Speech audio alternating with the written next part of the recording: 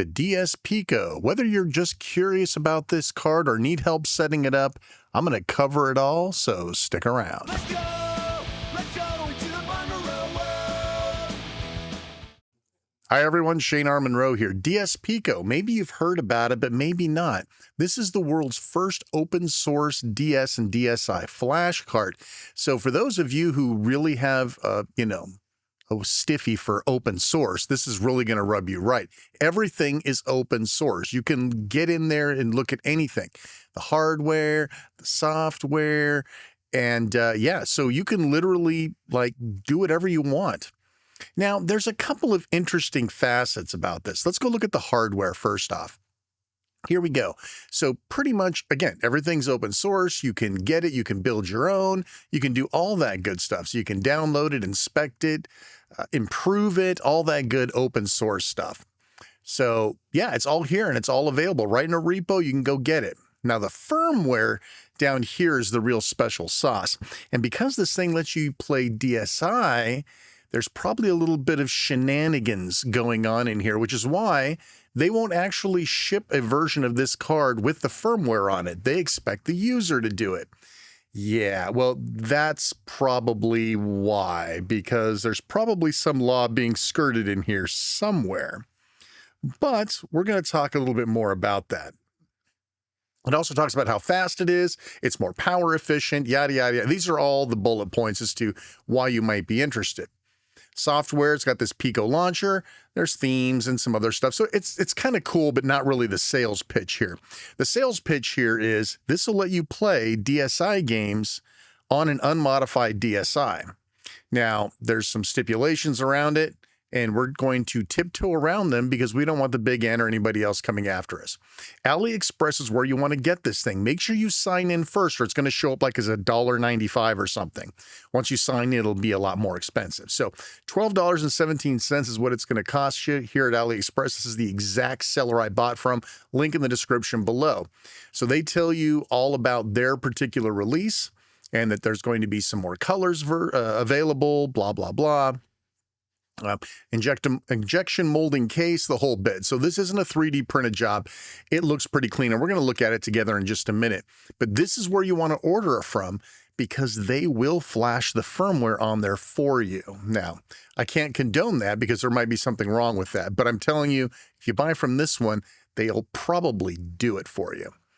Now, once you actually get the unit, which I just got mine, it comes with a little cable and a sticker and the unit itself. There's no SD card included in here. This is USB, micro USB. Yeah, I know.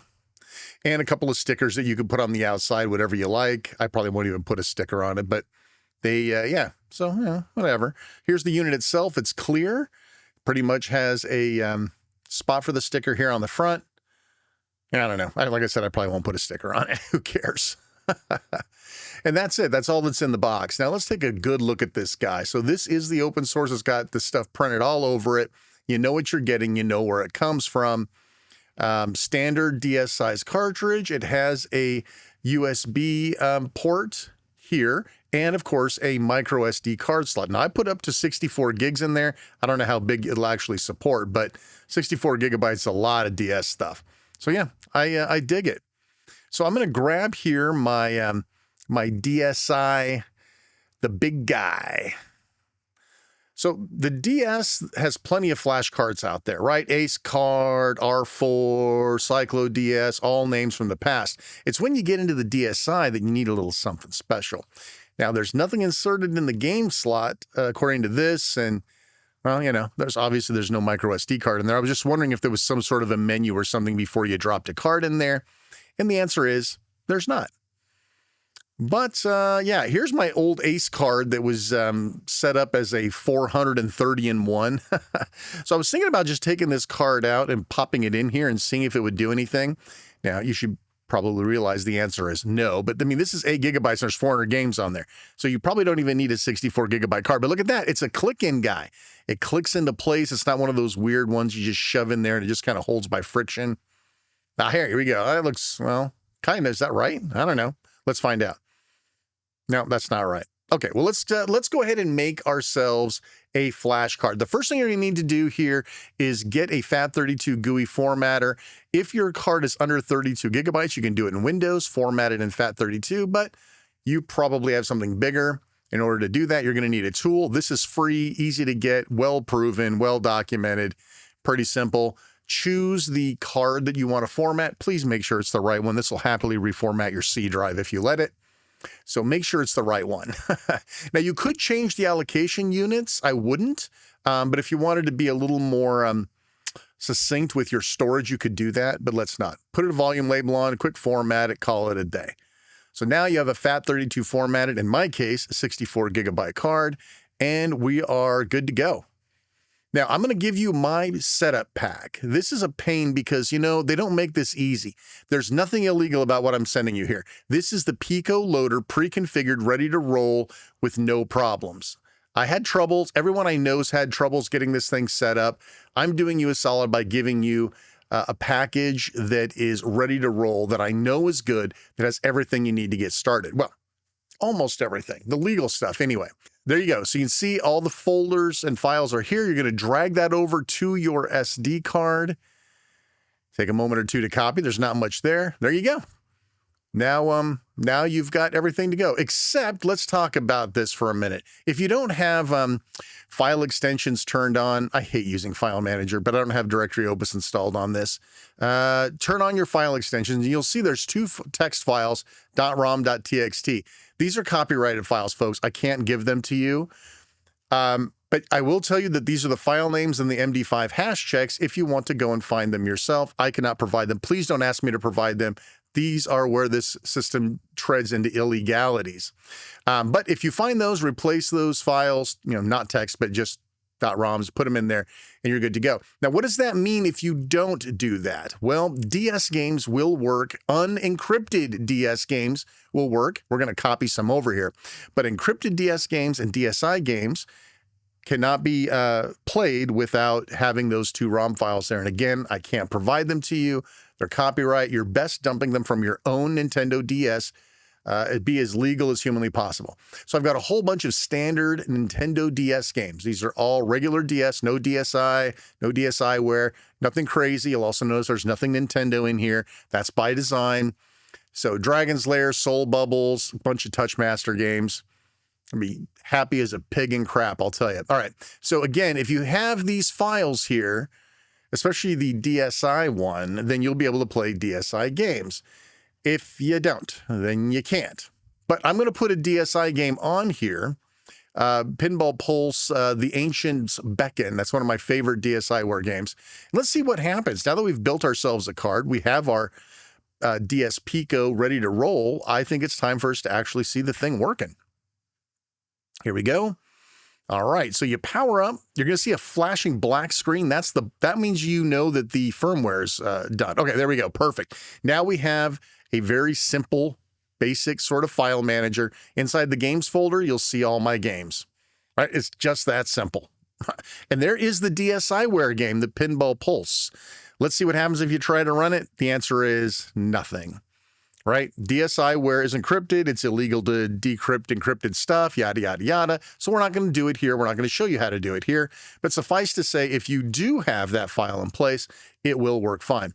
If you were to power up holding down A, you can actually get to the firmware where you can check your version and all that sort of stuff. Not much for you to do here, but I did want you to know that's how you get in here, and you can tell what the firmware is. So if you're looking at some tutorial, it's like you don't have 0.8 versus 0.6, yada, yada, yada.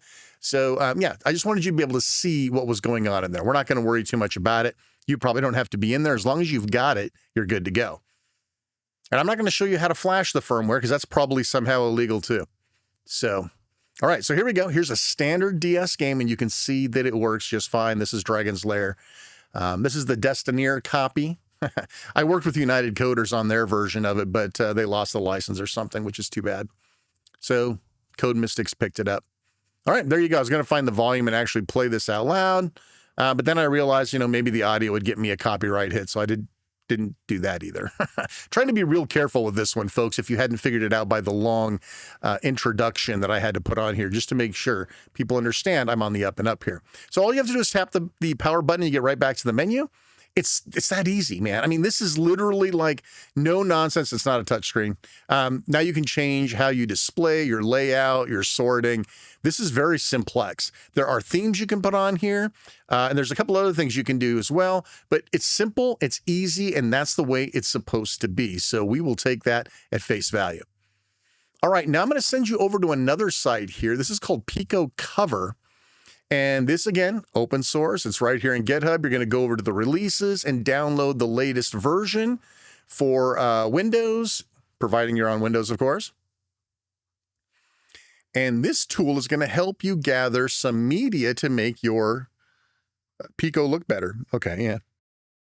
Yeah, well, you know, security and all that. Yeah, say yes. All right, here you go. So now it's going to detect the card if it happens to see it. Otherwise, you may have to select it, and you just hit start processing.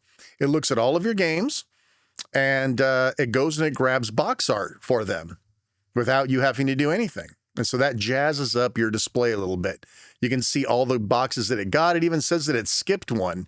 Which one did it skip? Oh, it skipped the Pico Loader, which is, you know, it's not a game, so we wouldn't want anything for that anyway. Nice. So that's pretty simple.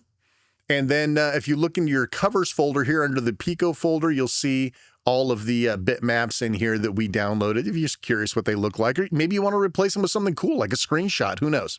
Whatever you like, it's open source, right? So you can do whatever you want. There's that DSiWare game. Of course, you can't even see the game in there. All right, so now that we've got some artwork, let's go back and take a look. All right, so we're going to plug this guy back in. We're going to turn it on. It's going to boot to the Pico Loader. And you're going to see, oh, look at that. There's the box shots on top. Pretty cool.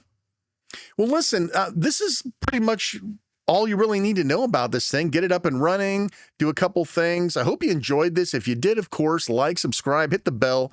You guys know what to do. I'm Shane Monroe. Thanks so much for watching. Take care. We'll see you next time.